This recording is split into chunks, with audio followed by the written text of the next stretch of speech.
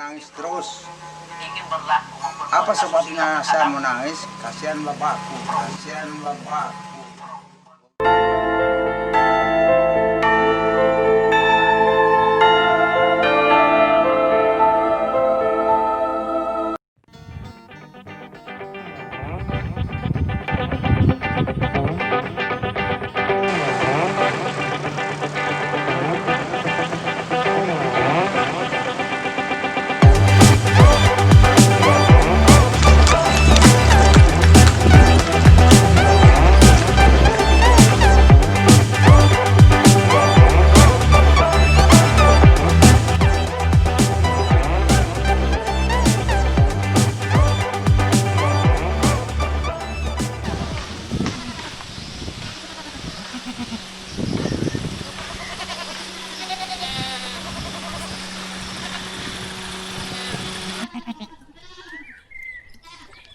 banyak korban sekitar Lombok melawan pemerintah Belanda itu sama dengan apa namanya mencari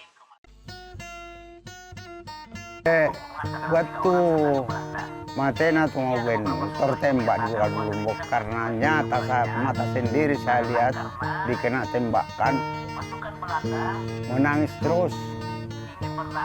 Apa sebabnya saya menangis? Kasihan bapakku. Bagaimana kita hidup ini masih anak-anak. Cuma ibu saja, sedangkan ibu ini tidak ketemu pada hari itu. Peristiwa penyapuan atau Sterling di Galuh Lombok pada tanggal 1 Februari 1920 kita latar belakangi karena di Mandar itu perlawanan terhadap pemerintah Belanda, sehingga jalannya pemerintah Belanda tidak bisa eksis di sana itu karena karena terus ada perlawanan dari rakyat, ya, daripada pergerakan yang ada di sana. Oleh sebab itu Galuh Lombok atau Mandar pada umumnya menjadi salah satu target atau menjadi salah satu pilihan di antara 4 daerah di Sulawesi Selatan yang menjadi prioritas pemerintah Belanda untuk segera diamankan agar jalannya pemerintahan kolonial di sana bisa bereksis sebagaimana mestinya.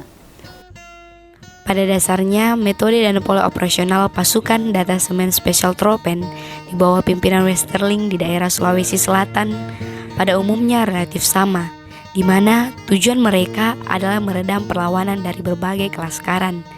Tepat pada tanggal 5 Desember 1946, Westerling dan 20 pasukan Datasemen Special Troepen tiba di Makassar, dan Westerling membagi menjadi 2 kelompok, di mana pasukan 1 di bawah komando Westerling dengan sasaran menjalankan strateginya di Makassar, Parepare, Pulau Bangkeng, dan Suppa.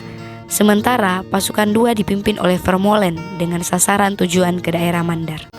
Sesampai di sana di Mandar pada akhir Januari 1947, tindakan yang diambil adalah mengeksekusi kurang lebih 30 orang pejuang yang data-datanya diambil dari Nevis di Makassar, pejuang-pejuang atau yang menurut mereka ekstremis yang dianggap sangat boronto pemerintah Belanda itu untuk segera dieksekusi, ya. Maka pada tanggal 1 Februari mereka diangkut dari Tansi Knil di Majene dibawa ke Galuh Lombok untuk dieksekusi. Tapi selain daripada itu, sebagai upaya untuk meredam perlawanan di sana, salah satu upaya ialah pemerintah Belanda ingin untuk menciptakan efek jerah, ya, kepada masyarakat bahwa melawan pemerintah Belanda itu sama dengan mencari kematian, ya. Oleh sebab itu untuk mengepaki jerah itu mereka ingin menghadirkan masyarakat ke sana untuk menyaksikan jalannya eksekusi itu. Waktu nanawis anario dengan Lombok, Indo lang sa pamaya nama atik boyan, mak talun solo ulit miteke dai, yurun di sama petandong atik, tanpa poli tentara. Palipak, ayo turun semua di Sumeratoria. Pero may dari merah nanti Pak de nawang. Pero mana pero itu masnya mana? Pendita. Itu gimana ini Pak? Gimana ini Tuhan? Pak Tuhan ya. Nah, pingin sana, pingin sekali kita tunggu kawan-kawan dari Lawaran dan tempat Kapolri Noloka. Maka pada tanggal 1 Februari juga itu pada pagi-pagi hari itu masyarakat yang ada di sekitar Galung Lombok itu dikirim secara paksa ke Galung Lombok, bahkan sampai ribuan orang, konon sampai ribuan orang sana untuk menyaksikan jalannya peristiwa itu. Jadi sistemnya Westerling itu diambil dulu beberapa orang di penjara yang melakukan kejahatan, dia bawa dulu sana, dia tembak di depan kelompok orang yang sudah berkumpul itu untuk menakut-nakuti dia dan menunjukkan siapa orang yang namanya ekstremis.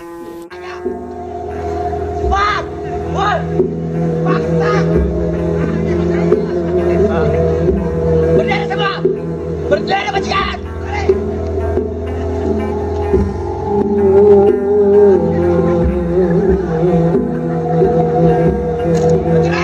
Siap, komandan!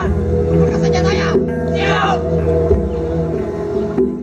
Jadi kami ini bersama ibu saya, bapak saya ikut sampai di Galung Lombok. Nah, nanti di sana sudah ada pertemuan beberapa kampung, mulai dari Baruga sampai di Galung Lombok, sampai orang Tandung, orang Bilang. Setelah di situ sudah artinya sudah terkumpul, tidak ada lagi ditunggu. Sudah dia minta kepada mata-mata, dia bilang mana di sini siapa mata-mata merah putih gerombolan siapa. Jadi ada yang berani, dia bilang saya tahu siapa itu, telunjuk. Setelah dia bilang ini merah putih ini, terus tembak pistol. Selain Pak Adam, anak korban lainnya adalah Profesor Nur Husain. Beliau merupakan putra dari Haji Nuhung, Imam Segeri, yang tertembak di fase kedua dalam peristiwa Galung Lombok. Disitulah bapak saya meninggal dunia itu. Mungkin juga ada yang selamat, Allahu a'lam. Nanti tiba di kampung kembali ini, bapak imam saya bilang, bapakmu meninggal itu sudah meninggal dunia itu. Kenapa? Ya banyak, bukan hanya bapakmu meninggal, banyak. Itu kan terjadi hari Sabtu tuh, Sabtu itu. Nah, itu menurut kita di sini, pada hari Jumat berikutnya kan terjadi hari Sabtu. Itu satu baris di depan itu banyak-banyak itu toko-toko masyarakat. Ya, taruhlah kita banyak haji di antaranya itu hilang semua satu baris itu di masjid itu.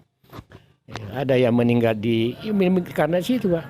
Mungkin ada yang belum kembali ke kampung sampai tidak kelihatan lagi di masjid Jumat berikut itu Pak.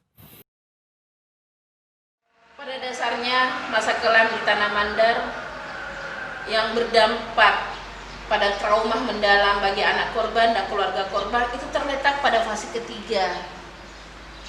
Karena di fase ketiga inilah terjadi penembakan yang sangat banyak terhadap rakyat Mandar, warga sipil Mandar. Tentunya hal ini dipicu oleh adanya peristiwa di Segeri. Kala itu peristiwa di Segeri atau lebih dikenal dengan peristiwa Talolo adalah peristiwa terjadi penembakan antara pihak Belanda, Datasemen Special Troepen, dan pihak Indonesia dari kelas Karan 531. Nah, dari peristiwa inilah sehingga mengakibatkan tertembaknya 3 pasukan Belanda. Inilah yang menjadi pemicu kala itu, sehingga Vermeulen begitu murka, begitu marah setelah mengetahui pasukannya tertembak.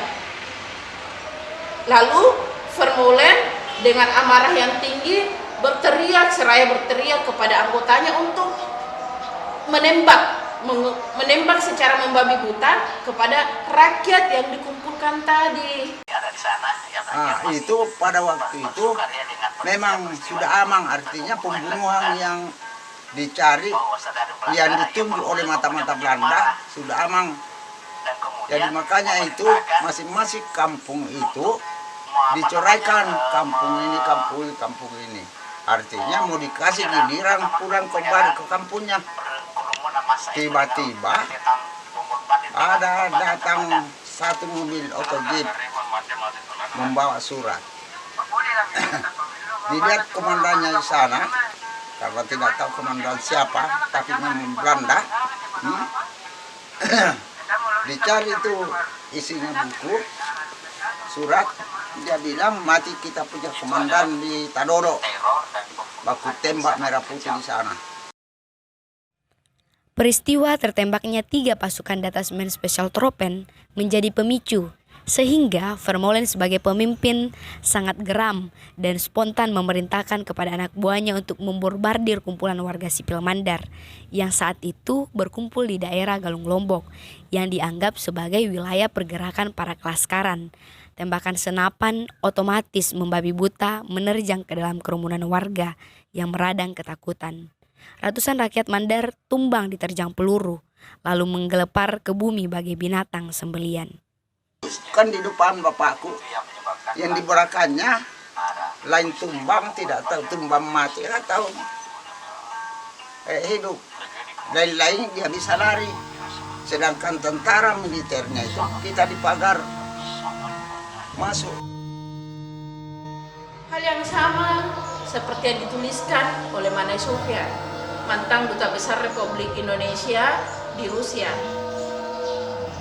di mana beliau menuliskan dalam sebuah surat kabar bahwa strategi Westerling itu adalah memberi shock terapi kepada seluruh rakyat Sulawesi. Begitu juga di Mandar, di mana mereka dikumpulkan di tengah lapang. Bahkan dalam tulisan Manai Sofyan mengatakan bahwa rakyat itu dijadikan sebagai ajang tempat latihan penembakan. Dalam catatan memori dari Westerling juga mencatat bahwa mereka sengaja mengumpulkan rakyat guna untuk mendata. Nah, peristiwa Galung Lombok inilah dikatakan sampai saat ini sebagai masa kelam. Bahkan setiap tahunnya mereka selalu mengadakan upacara dalam memperingati Hari Berkabung. Jadi 1 Februari 1947 atau peristiwa penyapuan ini dianggap sebagai Hari Berkabung. Sampai saat ini dianggap sebagai masa kelam. Ada hal menarik sebenarnya yang harus diberitahu kepada masyarakat, bahwa sebenarnya yang pahlawan itu adalah rakyat. Karena apa? Dia melindungi orang yang dicari. Pemimpin yang dicari itu yang melindungi rakyat. Jadi yang pahlawan itu bukan si pemimpin ini, yang pahlawan itu adalah rakyat. Coba kalau rakyat itu begitu ditanya Belanda langsung katakan, oh itu ada dia di sana. Padahal belum tentu mereka benar-benar tidak tahu. Yang perlu diberitahu kepada anak muda bahwa republik ini ditegakkan oleh anak-anak muda dari semua etnik. Pertama sekali jangan lupakan sejarah ini. Karena kenapa orang tua dulu kita itu langsung atau tidak langsung itu kesimpulannya mereka mempertahankan kemerdekaan sebenarnya, Pak. Kan waktu itu Indonesia Timur dianggap belum Indonesia. Itu salah satu bukti ada perlawanan di sini itu dia karena mempertahankan NKRI ini. Itu. Oleh karena itulah kepada generasi muda ini, marilah kita menjadi generasi dari orang tua kita yang ikut mendirikan bangsa ini, Pak, dengan caranya sendiri. Itu. Jadi kita ini tadi saya diwawancara orang, salah satu misi kita sekarang ini menjaga keutuhan. Ya. Karena kemerdekaan ini sangat mahal. Orang tua kita korban betul demi Indonesia merdeka ini, Pak. Saya kira begitu pesan saya kepada adik-adik saya, anak-anak kita di belakang ini, Pak. Thank you.